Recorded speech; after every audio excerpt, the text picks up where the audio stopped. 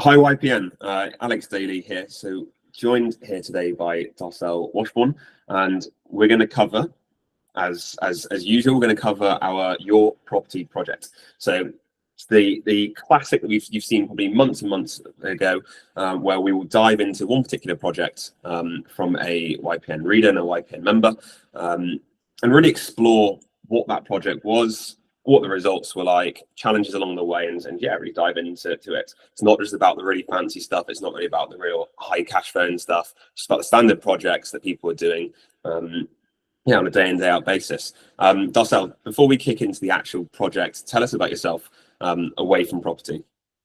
Yeah, so hi. So thanks for having me. My name is Darcel Washbourne, and so I'm originally from South Africa, and at the moment I'm living in Dubai. I've been here for 10 years, so definitely a remote investor for that good part.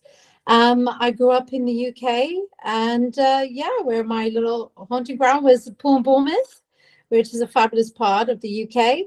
And yeah, so I just decided, after living in London for quite a bit of time, to kind of spread my wings and come to the Middle East. And so, yeah, like as I said, I've been here for 10 years and I work as a governess. So if anybody doesn't know that, that's like a private teacher / nanny for ultra high net worth individuals.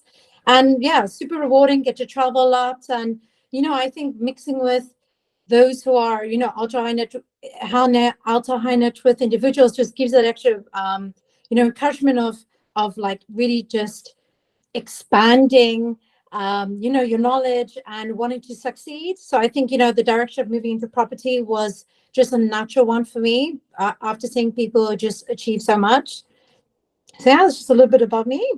So it's going to be tough to sit in an environment with Lamborghinis and Ferraris and not want a bit of that yourself. Oh my goodness, tell me about it. But you know what? It's ever more so encouraging to kind of aim for that. For sure, and the fact that Darcel is sitting there in a t-shirt and I'm here in a jumper and it's still July, shows maybe Dubai is the way forward. Cool. So you weren't working in property and you haven't been for a very long time, and then you got into property. Why was it that you wanted to get into property then and go into that strategy rather than necessarily something else? As far as an investment strategy, why did you choose property? I'll take it back to my childhood, really. Growing up in South Africa, I love my parents dearly, but we never really owned a home. It was something that I always seen was very far off for our family. Both my parents, not particularly well educated. So we grew up thinking in this mindset that it was something that was very difficult to achieve. So, growing up and seeing people around me, I thought, what, I really want to own something of my own because I never had it as a child.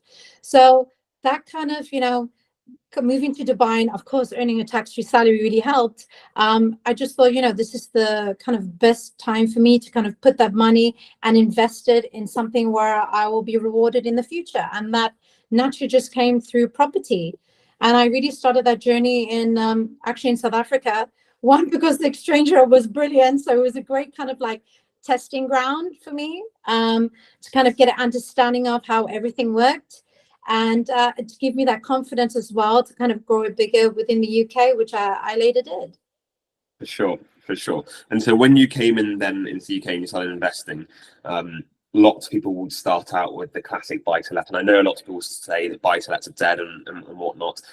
Maybe other people would go for something higher cash flow like HMOs. You went for service accommodation, which tends to be a less usual entry points, starting out with property. So what was it about SA that drew you in rather than going down a standard buy-to-let or, other strategies? Yeah, well, I'm going to answer that question. Actually, most of my other portfolios are buy-to-lets, and that's within Wales. After a while of doing that, I just needed something a little bit more exciting and just to kind of have a bit of a diverse portfolio. Because as much as that's great earning that standard, 500, because I invest in Wales, so it's like 500, 600, 700 pounds. I just needed something a bit more creative, and hence why I came through the YPN total design, which I'll touch on a bit later.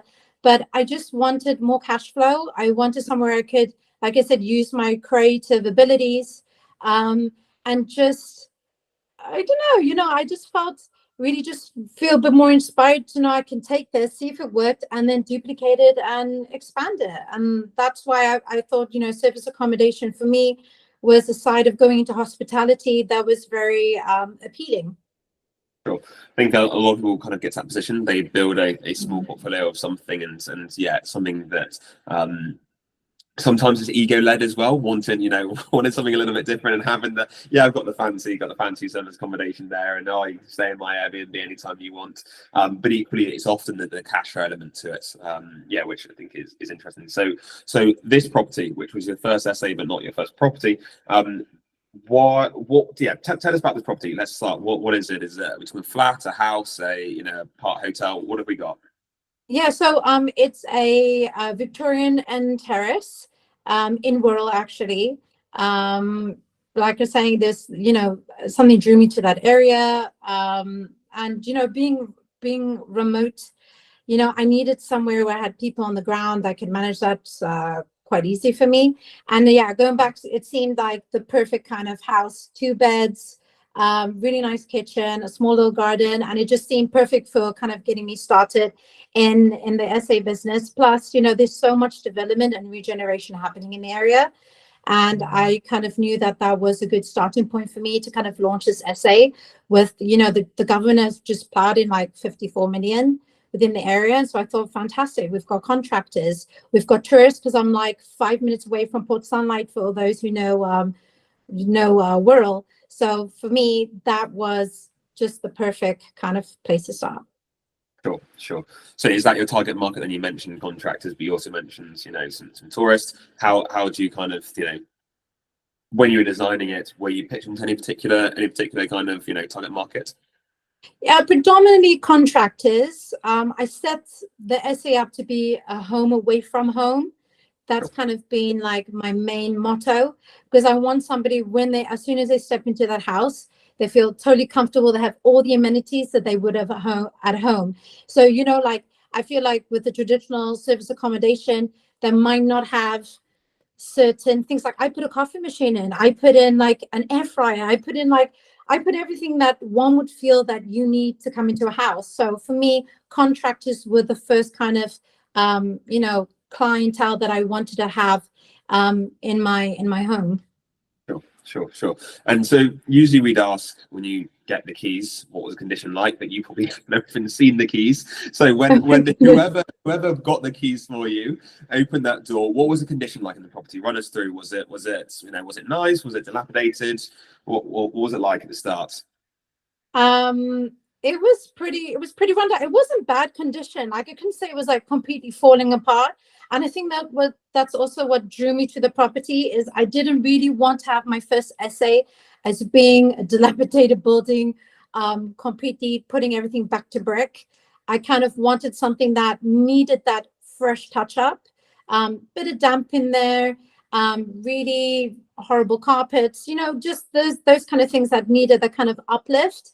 And I thought, wow, this is something that I can at least put my creative vision in, and not have to break an arm and a leg to kind of get started in this kind of service accommodation side of things. But yeah, I just had like grotty cartoon wallpaper in one of the rooms. As I mentioned, like bright purple walls. So yeah, it was just really a cosmetic uplift the place really needed, but not completely horrific. Sure. And so the purchase price on the property was what? Yeah, it was 110. Normally within the area it goes for about 130. So I managed to get it for like 110, which, for me starting out, it was pretty good. And I just want to make very clear about this, that I did get a sourcer involved, because, I needed somebody to kind of do the due diligence on the ground. I needed somebody who knew the area of the back of the hand. I mean, I haven't even stepped foot into Wirral when I kind of the property got sourced to me, or they approached me about it. So, having had several meetings with the sourcer kind of told me about it, I was like, okay, fab, this sounds like a great place. I have my sister in Liverpool as well. So, she got to have a look at it, give me her opinion. So I just went off on that. But yeah, for me, like, of course, being a field, I have learned my lessons. I'm not going to lie. When I looked somewhere else in the Liverpool area, was somebody got sourced me a house that was like two doors away from like a drug den. So, I learning my lesson hard there. I didn't want to repeat the same mistakes. Sure. And we'll absolutely cover those mistakes for sure a bit later. So 110,000 was your purchase price. Yes. Refurb on that, what did you come to in terms of refurb costs? So it came to about 12K, but of course, me being a bit more creative and the project manager saying, we cost it all at 12K, but I wanted to add in some extra stuff. So of course, it came to about 17K in total, which for me, for an uplift, really isn't that bad. I mean, as my first project, on my buy-to-lets, we've done refurbs and hasn't quite was pretty good, in all honesty. Okay, and tell me what that's, what do we get for our 17K then? What kind of stuff were you doing? Yeah, so totally remodeled the bathroom, didn't rip out the shower or anything like that, but changed the glass, tiles, completely new vanity set. For electricals, changed all the sockets because I wanted something a bit more plush, like brass and not the plastic stuff. We talked about ripping out all the kitchen tiles, new flooring, painting the whole entire place, adding in shelves, some data rails. I mean, that kind of, the whole carpeting, as I said. So really, quite the cosmetic change that was really needed in it, but not skimping on the quality either. Because for me, if I'm having people coming in and out, tourists or contractors, it needs to last the test of time. And that's what I learned, especially on the total design with YPN, with Julian. He said, if you're going to create something, it needs to be functional and needs to last the test of time. So I invested more in better paint. And things like that. And so, yes, did I go over the budget that I really wanted? Just a little bit, but I know what I'm getting, something that I don't have to repair anytime soon in the near future. Hopefully 5 years or 10 years. Let's see. Do you happen to know, it's a super niche question there, but you mentioned paint. Do you happen to know which paint you actually ended up using? Yeah. So I was gonna go for Farrow Ball, but then I got a tap on my hand from Julie. Was like, no. Johnston's is the perfect paint, really. You can just wipe. Yeah, I got the ones that's you could just, if there's any marks, you can wipe it off. It takes like a bit of a liquor paint, and you're good. It's just stands the test of time, really. And so Johnston's was my main kind of go-to within that. Fantastic. And how did you decide on spec then? You speak about your want for durability, but you also spoke about how the initial management company had a budget of X, and then you came in with kind of with Y. How did you decide on kind of the spec that you wanted? Was that just based on your vision? Was that based on just getting a bit excited? What was it? I think it was a mix, really. I know I'm talking about the total design because that really impacted a lot of the direction I went into. It was understanding, looking at the future of the house, like what kind of period is it? Of course, it's Victorian. So I had to honor that kind of style of the house. If I'm deciding to do mid-century in a Victorian house, it doesn't work. It looks odd. So, when it came to looking at the design elements, my vision was, respecting that, using the colors that will go within the house. But yeah, so it was like creativity, but also overstepping it from what the contractor said. I wanted to add in more shelves. Of course, it's going to cost a bit more money for that. I wanted everything painted in the same color. I didn't need to, but I wanted to be aesthetically pleasing and for the whole kind of house to have a good flow and harmony. And I think that's important because it has to be eye-catching, it has to be attractive, it has to make people feel like they're in a great space. So for me, color is everything. I even had a color specialist come into the house to see where the light comes in from the window. Because you don't think about it, but it actually makes a big difference. Either you want to live in a cave or you want to live somewhere that's, the light works very well, depending on where it's set. So yeah, it really, to answer your question, really was a mix, and my imagination also getting the better of me. Sure. And not realizing that things are a little bit more expensive than I thought it was. So it was kind of just balancing that. Sure, and I think you're absolutely right. You know, you talk about the color specialist coming in and wanting to get it right there. The reality is with SA is that especially when you're getting started and before you've got those repeat bookings coming in, everything is going to be out the images that are taken, and the images that are taken are going to work off what what they've got in front of you. The aesthetics are everything. And so yeah, you're leaving money on the table if you haven't spec'd it right, and if you haven't done a great job, as well as then having the right person to take photos. But yeah, they're working with what they're working with at the start. Yeah, absolutely. So got to be a good quality product. Doing it remote, how was that? Because that's not the same. That's not the usual route most people are going to go. Most people invest, just up the road from themselves. A lot of people invest couple of hours away. You're investing quite a few miles away. So yeah, how was it doing it? It's kind of remote. I'm surprised I'm not bald. That's all I have to tell you, Alex. There were points where I wanted to pull my hair out, and I think what really I think it made me really appreciate that I can do anything now. If you can do it from a distance, believe me, I can be sitting in the Maldives and doing housing. That's or property, shall I say.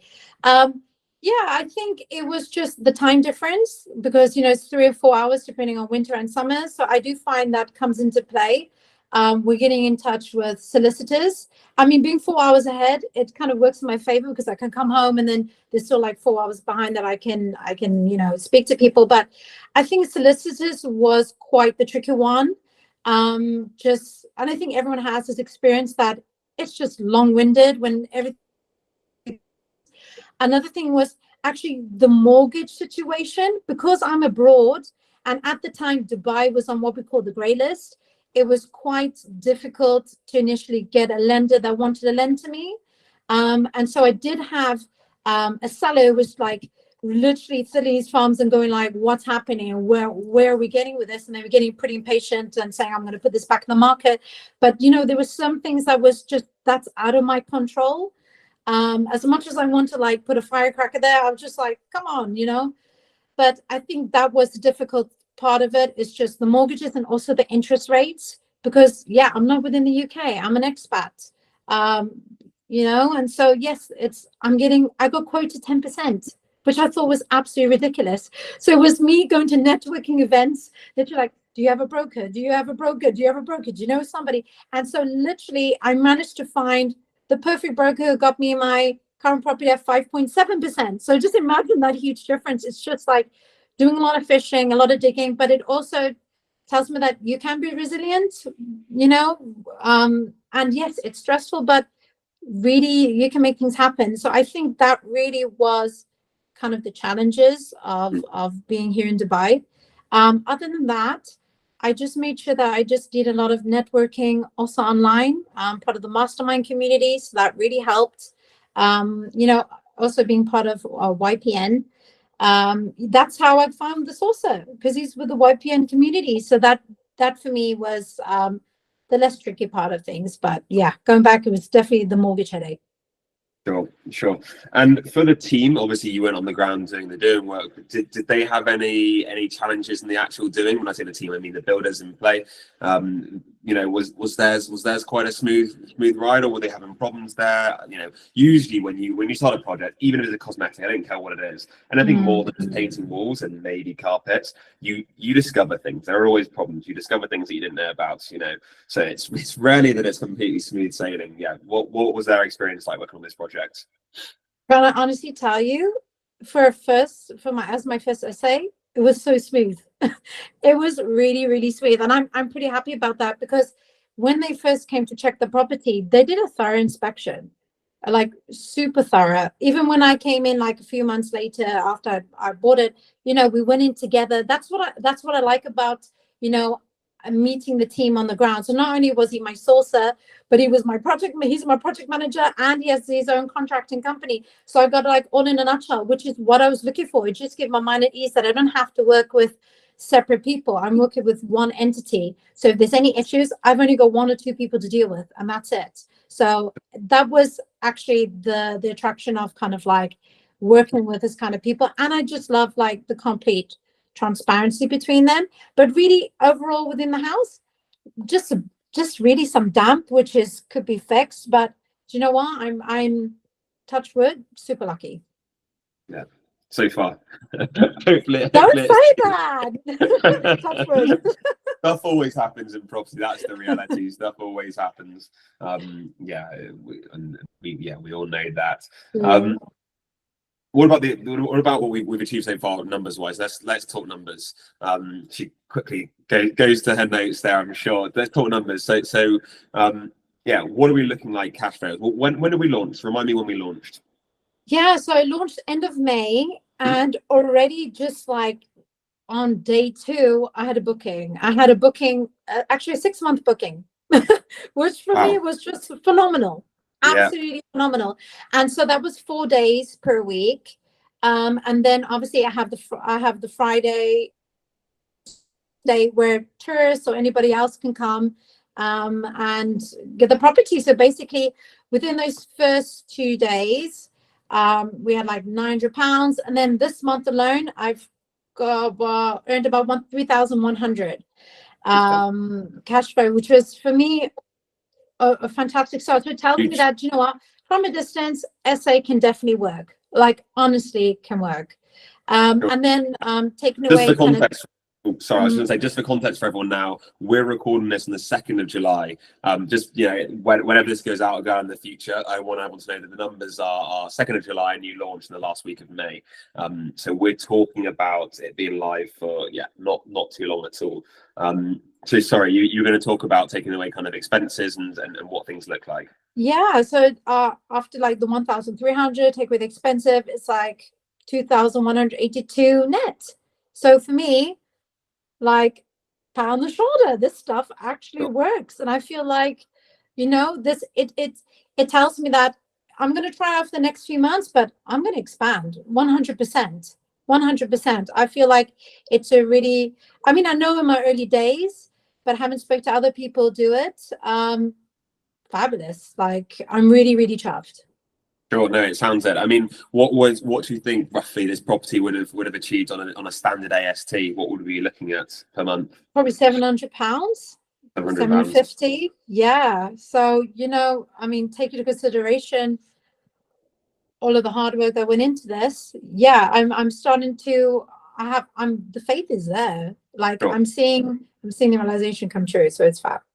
Sure. I mean, yeah, the £700 a month with a purchase price of 110,000, but at you had 25% deposits. That wouldn't be leaving too much there. It wouldn't be leaving too much profit at the end of each month. You do fine from it. You do well from it, but it wouldn't be making it anything like what as is. But equally, I imagine that gave you something going into it, knowing that you would have a fallback. If for whatever reason the SA didn't work, you actually had the fallback of the AST. You could always just put it on long-term lessons, maybe reassess things into the future. Yeah, exactly. Just to have that extra strategy. But you know, so far the SA is living up to what I hoped it to be. How do you expect that to change? Obviously, right now we're in summer. I know yours are contractors, so it may not be that may not fluctuate in the same way. Tourists may fluctuate, and equally when you get into the winter months, although it's not that hot now, it will be a lot colder, and you'll have heating bills and things like that. How do you expect that to kind of average out per year? Do you have any kind of projections about what you're expecting? Yeah, I think, you know, just going back, like just having the contractors in, for me, just keeping what I have is I've installed, you know, the proper thermostats that's needed to make sure that nothing goes too crazy. I think that's how, you know, I've looked into kind of keeping those utility bills down. But I feel like, you know, perhaps we'll lose an extra £30 per booking per night. So normally now at this moment it's about 130. If it's 130 at the moment, 150. But I think, you know, we can move down to it will be probably 100. So I feel like, you know, with what I'm getting in terms of my mortgage per month, which is not that much, it's £387.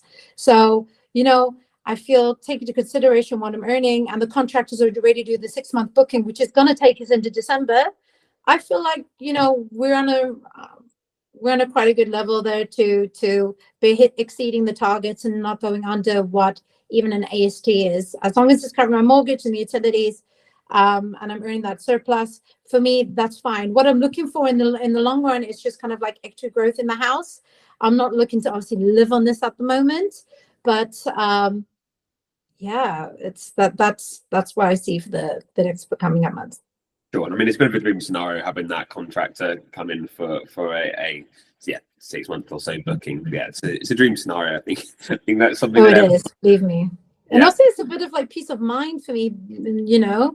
I'm really happy with, of course, with the project manager, who's not the project manager, but you know, property manager is dealing with that.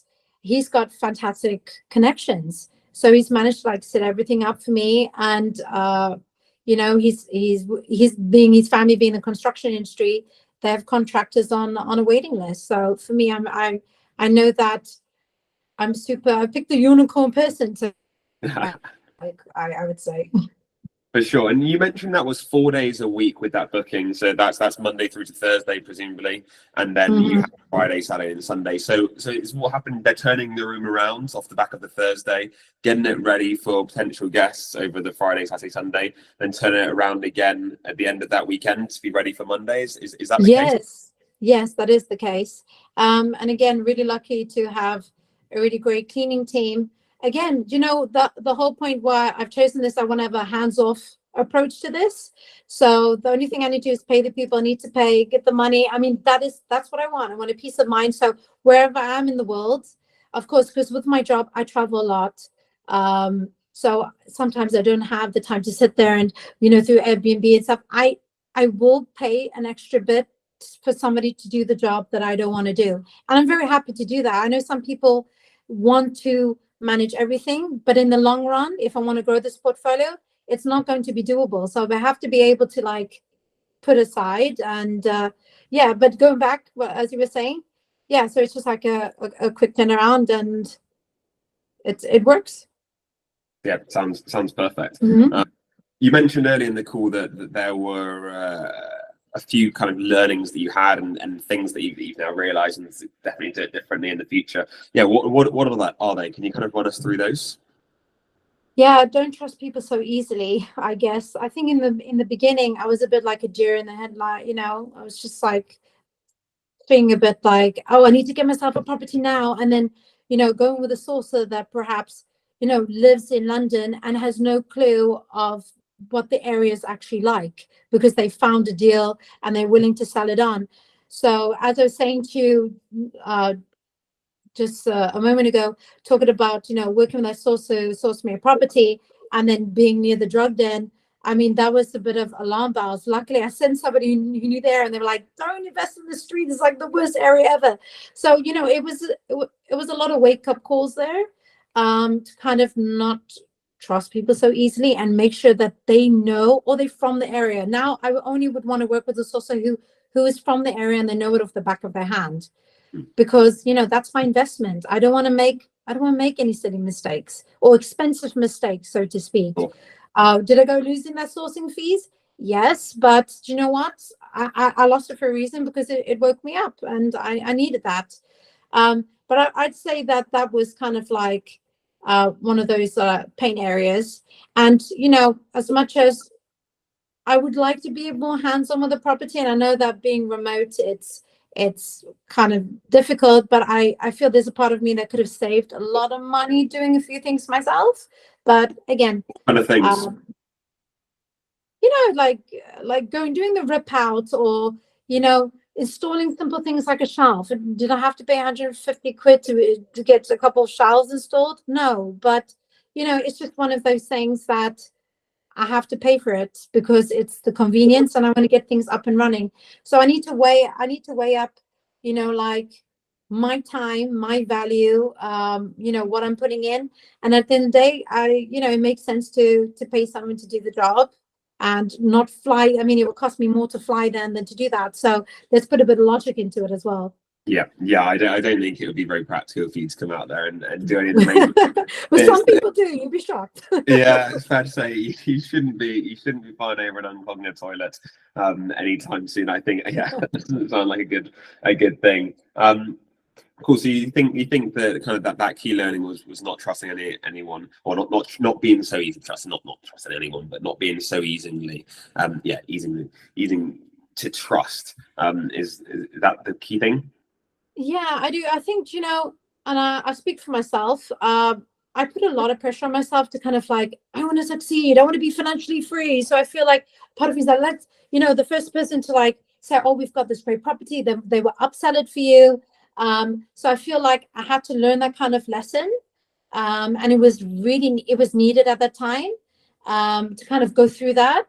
Of course, no one likes losing money, but I felt like, it just needed to happen. So now moving forward, in other projects that I'm doing now, because I managed to set up another renter SA in Reading.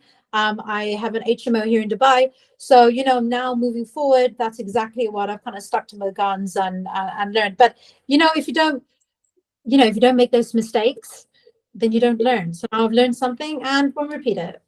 And then sometimes you learn them down the line, and they're bigger mistakes by that point when you're playing in you're playing in bigger ponds. So yeah, it sounds like it was good to get that out of the way early. And carry that through. You've mentioned the YPN total design course a few times, and I wanted to kind of touch on why did you end up doing that. This piece here isn't an upsell for is it a plug for that, but you mentioned it, and I'm interested to kind of hear that. Yeah, well, I came across it actually because I was working with a mentor, and she said to me, what's the strategy? Because, going back, yes, I own buy-to-let, with a JV, I have a JV partnership, and, with my ex-husband, so that I've established something of my very own. So, working with my mentor, she said to me, like, what kind of strategy do you want to do? And I thought, let's do SA, but I have no clue how to set up an SA. I don't know even the first thing. So, having followed YPN and being an avid reader for so many years, one day in my inbox, I got this. Do you want to do the total design course? And I'll explain everything, how to set up your SA or your HMO, because it does for both. Go through your schedule of works. And I thought, I need structure. I need someone that's, being from abroad, I need to be able to tell the contract exactly what I want. Because if you don't tell them, they will just they put the plug sockets anywhere they want. They'll put whatever materials. So I had to have that kind of design spec in place, and I needed to be completely transparent. And can I just tell you, having done the course, which opened up my eyes, was amazing. And I know you're not saying it's an upsell, but I'm going to upsell it because I feel like nobody will regret it. It's worth every penny.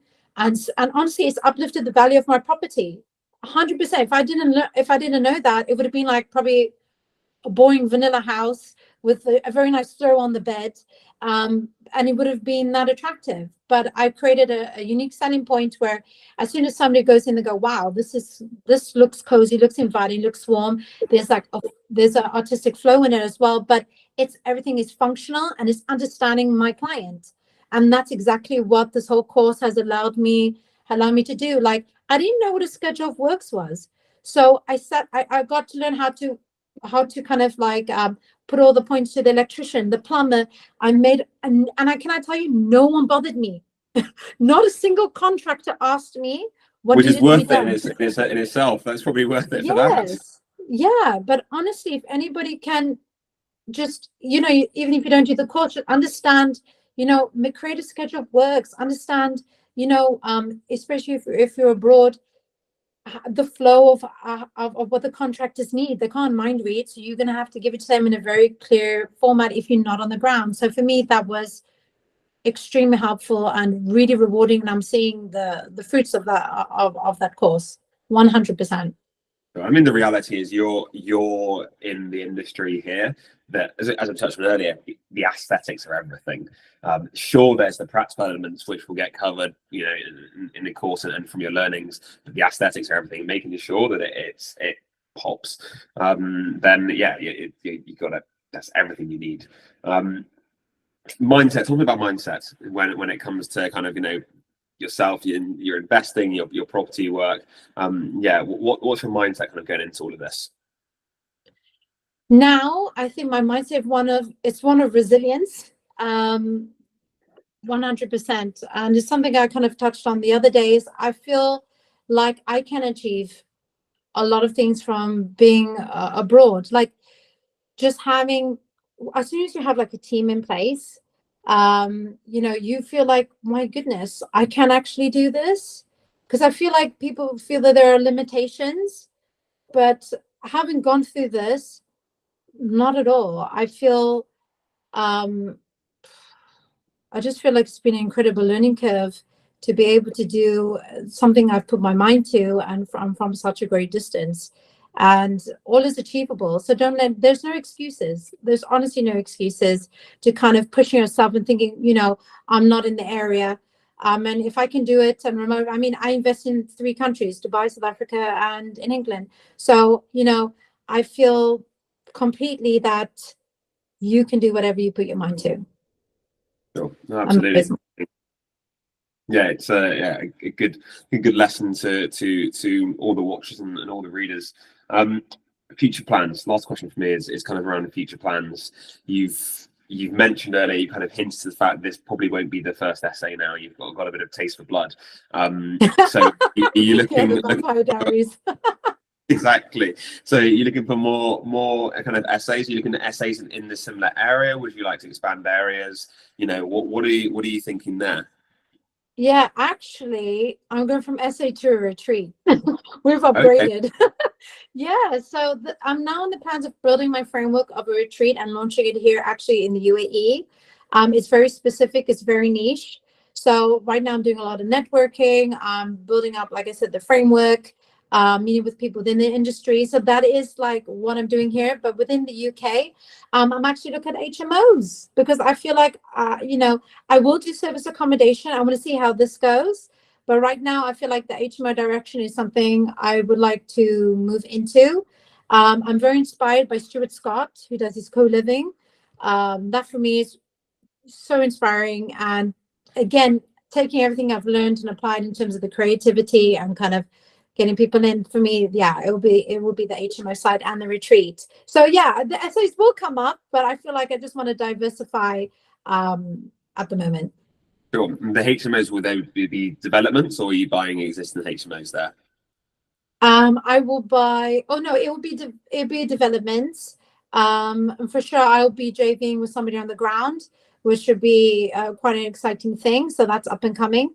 But yeah, it's I feel like now I love the JV side is quite is something it's appealing to me because I have somebody who's a contractor on the ground, can maintain everything, and then I'm here who could do the networking, and of course, with investors, and I think this is a perfect place for investors. Sounds quite good. Yeah, considering my field is I work for ultra high net worth individuals, so I feel like that's something I need to put to good use, and yeah, so watch this next space.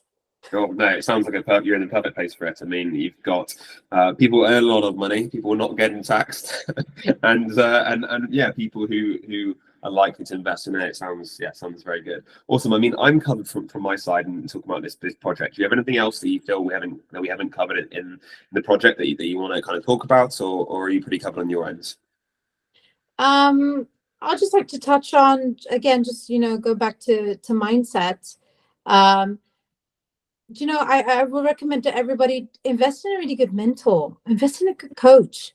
I found this, I'm part of the mastermind program, having had also a mentor from, who came through the YPN side. I feel like, some people want, I've learned so much in kind of expanding, what I want to aim for in the future. And I feel just having that kind of a mentor to somebody to push you has got me to where I am now. Because before I was pretty scared. I was really scared. So that's just been which is another piece of advice, that definitely have somebody who knows, has done it. You don't want to repeat their mistakes, and then just learn from it, and you find that you'll get your feet and your confidence. Sure. I've got a kind of follow up question on that, because a lot of people will say this, invest in a mentor, invest in a coach. Now, not naming names, not saying this person's great, this person's rubbish, but what are you looking for in a coach? When you say a good coach, are you looking for someone who's yeah? Well, you tell me. What are you looking for? What makes a coach a great coach? I like that question. It's a great question. I've had two property coaches, actually three. And I think the biggest, I'll get back to your question, but the biggest thing or takeaway that my coach said to me, he said to me, what's your why? Why are you doing this? Everybody has to have a goal. You don't just start property for the sake. Like, what is your why? So that really got me thinking, like, why? What do I want from this? And that's what I love. I like somebody who has the experience of done, it could be one strategy, but they know it off the back of their hand, and I can learn what to do and avoid kind of any errors that they have made, and their networks. Like I get access to their network. I get recommendations. They'll be like, oh, use that provider. This worked for us. That didn't work for us. So it's just having these invaluable insights, which I have like 2 books full just of tips and tricks and everything.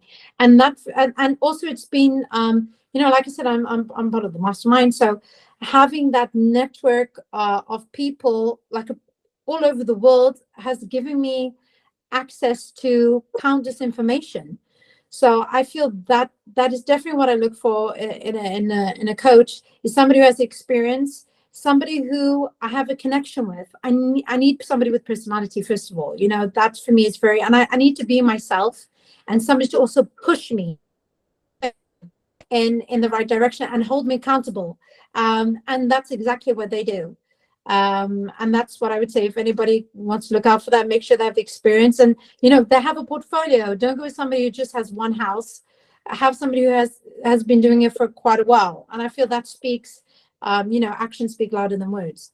Yeah, that last point is really important. I think one of my favorite expressions ever, or favorite phrases ever, which is really weird. It was back in my school years. So I saw this first when I was in year 6, and all the way through school from year 6 through to upper 6th. It was just outside the lunch hall. It was in the office for the catering team, and it said, "Never trust a skinny chef."